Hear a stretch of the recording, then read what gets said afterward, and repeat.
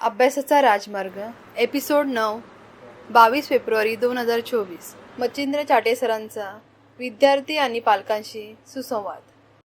मी कोण होणार.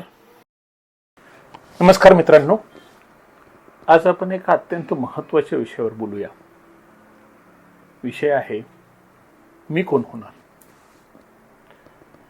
मित्रांनो, प्रत्येकजण त्याच्या आयुष्यामध्ये काही ना काही काम करत असतो चार पैसे मिळवण्यासाठी,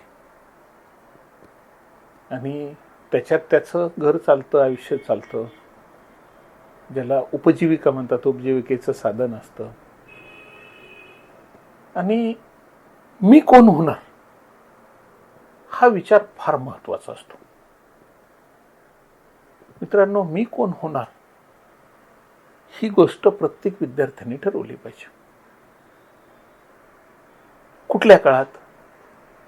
तर ह्या प्रश्नाचं उत्तर 10 ते 16 या वयात.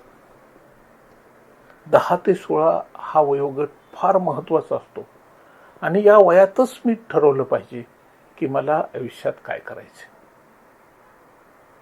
मित्रांनो, शिवाजी महाराजांचा उल्लेख येतो वारंवार.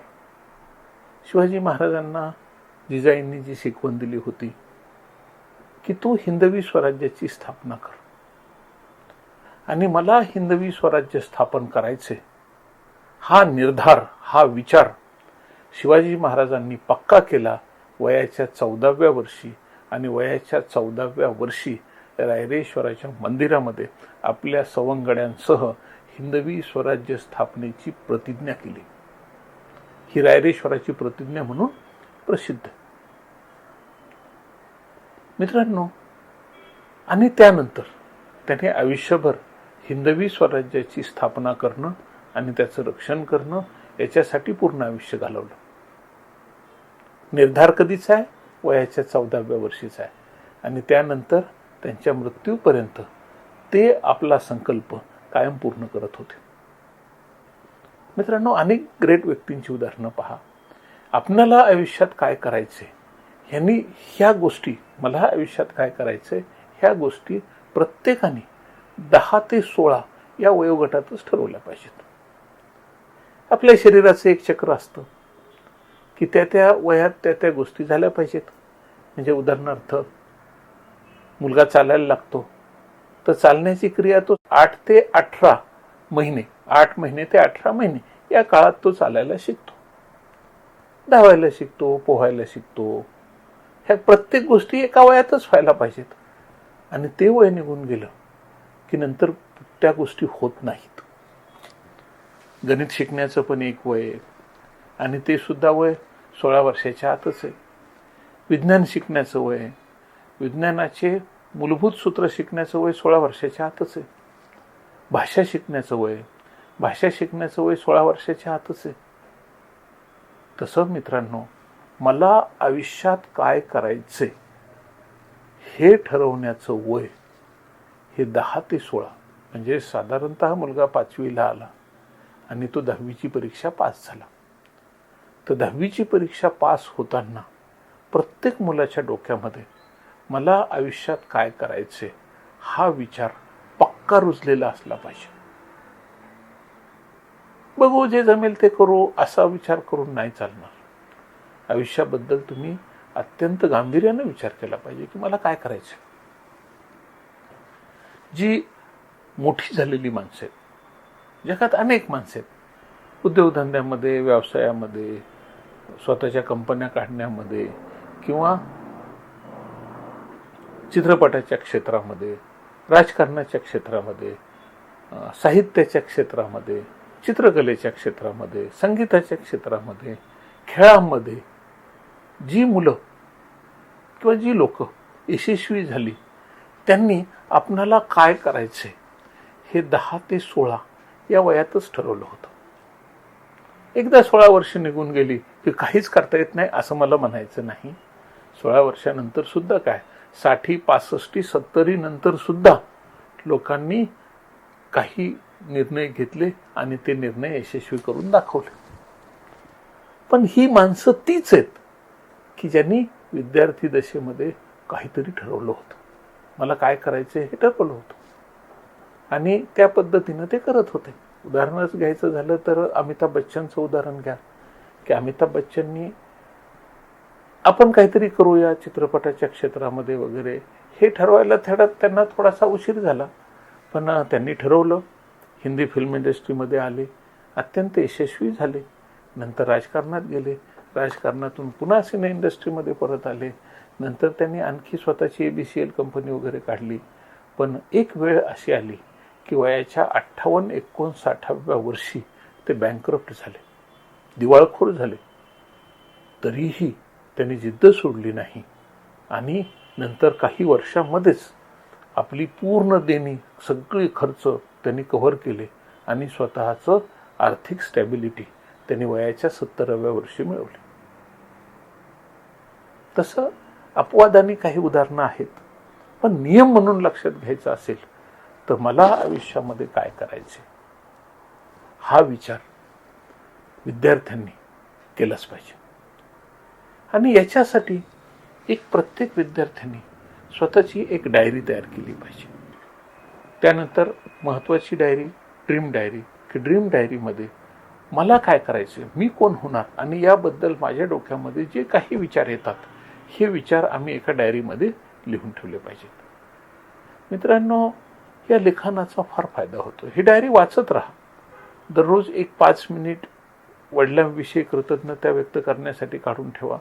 5 मिनिट आईविषयी कृतज्ञता व्यक्त करण्यासाठी काढून ठेवा. आणि 10 मिनिट मला माझ्या आयुष्यात, मला माझ्या जीवनामध्ये काय करायचे याबद्दल माझ्या मनामध्ये जे विचार आले ते विचार लिहून काढण्यात 10 मिनिट द्या. मित्रांनो, हे फार महत्त्वाचं आहे. आणि वेळ मिळाल्यानंतर ही डायरी, मला काय करायचं, मला काय करावं असं वाटतं, ही डायरी आईवडिलांना दाखवा. त्यांना जर तुमची डायरी समजण्याची अभ्यास असेल किंवा त्यांना नॉलेज असेल, कारण काही पालक हे निरक्षर असतात, जास्त शिकलेले नसतात, ते फार मोठा विचार करू शकत नाहीत. त्यांचं जग फार छोटंसं असतं. काही जणांचं जग विद्यार्थी दशेमध्येच, काही मुलांचं जग फार मोठं होतं, व्यापक होतं आणि त्यांची स्वप्न पण मोठमोठी होतात. आणि ही स्वप्न साकार करण्यासाठी आपण डायरीत कुठेतरी लिहून ठेवलं पाहिजे की मला आयुष्यात काय करायचं. बऱ्याच जणांना असं वाटतं की पोलिसांना पाहिलं की आपण पोलीस होऊ, शाळेत गेलो तर आपण मुख्याध्यापक होऊ, पिक्चरला गेलं आपण आर्टिस्ट होऊ, खेळायला गेलं आपण अमुक खेळाडूसारखं ग्रेट स्टार होऊ. अशी प्रत्येक विचार मनामध्ये येत असतात. पण त्यातले जे विचार कामाचे आहेत ते विचार तुम्हाला दीर्घकाळ टिकवता आले पाहिजेत. नाहीतर आलं मनामध्ये आणि दिलं सोडून, आलं मनात आणि दिलं सोडून, असं होता कामा नये. आम्हाला आमच्या आयुष्यामध्ये काय करायचे याच्याविषयी आपण शिक्षकांशी चर्चा करा, मित्रांशी चर्चा करा, आईवडिलांशी चर्चा करा. आणि एक योग्य गुरु तुम्हाला शोधता आला की मी माझ्या आयुष्यात काय करू शकतो, तर तो गुरु शोधा. मित्रांनो, बऱ्याच वेळा अनेक लोकांनी त्यांची स्वप्न जी विद्यार्थी दशेमध्ये पाहिली होती त्या स्वप्नांना लोक हसतात. त्याच्यावरून एक फार प्रसिद्ध वाक्य आहे की मुंगेरी लाल के हसीन सपने. मुंगेरी लाल एक कॅरेक्टर आहे असं गृहीत धरा आणि तो काहीतरी मोठमोठी स्वप्न पाहतोय. मराठीमध्ये गणपतवाणी म्हणून असं एक कॅरेक्टर होतं आणि तो काहीतरी स्वप्न पाहतोय आणि ही स्वप्न कधीच साकार होणार नाहीत या पद्धतीनं त्यांची मजाक उडवली जाते. विद्यार्थी मित्रांनो, तुमच्या स्वप्नांची सुद्धा कोणी मजाक उडवली तर घाबरू नका. कारण याच्या अगोदर मी सांगितलं की मी कोण आहे, मी ईश्वर पुत्र आहे, ब्रह्म आहे. माझ्याजवळ अनेक शक्ती आहेत आणि या शक्ती मला परमेश्वराकडून मिळालेल्या आहेत आणि परमेश्वराकडून मिळालेल्या या शक्ती माझ्याजवळ असल्यामुळं मी माझ्या जीवनामध्ये अनेक मोठमोठी स्वप्न साकार करू शकतो. मी माझा उद्योग काढू शकतो. मित्रांनो, माझ्याबरोबर माझे काही मित्र की जे गरीब परिस्थितीमधून होते पण पुढं फार मोठे इंडस्ट्रियलिस्ट झाले, मोठमोठे उद्योगपती झाले आणि अनेकांनी वेगवेगळ्या क्षेत्रामध्ये भरपूर नाव कमवलं. अनेक जण गव्हर्नमेंटच्या वेगवेगळ्या नोकऱ्यांमध्ये सुद्धा अगदी उच्च पदापर्यंत पोहोचले. हे प्रत्येकाला शक्य असतं. आणि आपण ते ठरवलं पाहिजे की मला अमुक करायचं, मला अमुक करायचं, मला अमुक करायचं. एक फार विचार महत्त्वाचा आहे. तर असं सांगतो तो की मी काय करावं आयुष्यामध्ये याच्याबद्दल मी कधी कधी गोंधळून जातो. म्हणजे लोक माझी हास्य उडवतात, लोक माझ्यावर हसतात आणि अमुक अमुक माझं काहीतरी वेगळं चाललंय असं मला वाटत असतं. लोक माझ्यावर हसतात किंवा लोकांना मी समजू शकत नाही हा प्रॉब्लेम नाही. मला मी समजलो पाहिजे की मोठी स्वप्न पाहिली, ज्या माणसाने मोठी स्वप्न पाहिली तर तुमचं शरीर तुम्हाला ती मोठी स्वप्न साकार करण्यासाठी आवश्यक ती ताकद देण्याचं काम तुमचं शरीर करत असतं, अंतर्मन करत असतं. मित्रांनो, आपण ज्या अंतर्मनाला सूचना देतो त्या सूचना अंतर्मन तंतोतंत पाळतं. मी तुम्हाला एक छोटासा प्रयोग सांगतो की तुम्ही रात्री झोपताना तुमच्या मनाला ठाम एक सूचना द्या की आता इतके वाजलेत आणि मला इतके वाजता उठायचे. समजा मी रात्री 12 वाजता झोपतोय पण मला सकाळी 5 वाजता उठायचे. तुम्ही घड्याळ लावू नका, काही नाही, पण स्वतःच्या मनाला सूचना द्या, मला सकाळी 5 वाजता उठायचे आहे, मला सकाळी 5 वाजता उठायचे आहे, मला सकाळी 5 वाजता उठायचे आहे. असं एक मनाला रिपिटेशन द्या आणि झोपी जा. तुम्ही जेव्हा उठाल आणि घड्याळाकडे पाहाल तेव्हा तुमच्या लक्षात येईल की 5 वाजायला अजून काही मिनिट बाकी आहेत आणि आपण जागे झालेलो आहोत. आपल्या शरीरात पण घड्याळ असतं आणि त्याच्यावर मनाचा कंट्रोल असतो. हे घड्याळ दिसत नाही कुणाला, आपल्याला दिसत नाही, आपण सांगू शकत नाही त्यात किती वाजले म्हणून, पण आपलं अंतर्मन त्या घड्याळाप्रमाणे काम करत असतं. किती वाजलेत हे त्या अंतर्मनातल्या घड्याळाला बरोबर कळतं आणि ते तुम्हाला जागा करतं की 5 वाजता उठायचे, 5 वाजले उठ, आणि आपण उठून जागे होतो. हा प्रयोग करून पहा, खूप लोकांनी केलेला आहे आणि ते त्यात कायम यशस्वी होतात, नेहमी यशस्वी होतात. हां, फक्त मला माझ्या अंतर्मनाकडे सूचना जर मला व्यवस्थित देता आली नाही किंवा ही सूचना गांभीर्यानं अंतर्मनाने घेतली नाही तर मग मात्र गडबड होऊ शकते. पण जनरली अशी गडबड फार कमी बाबतीमध्ये होते की जेव्हा कुणाला कुठं काही जायचं असेल तर बरोबर अंतर्मन तुम्हाला जागा करत असतं. तसं मित्रांनो, आपण जर मोठी स्वप्न पाहिली, जीवनात यशस्वी व्हायची स्वप्न पाहिली, जीवनात काहीतरी करण्याची स्वप्न पाहिली, तर अंतर्मन त्याची दखल घेतं आणि अंतर्मन त्या पद्धतीची ताकद आपल्या शरीरामध्ये निर्माण करत असतं.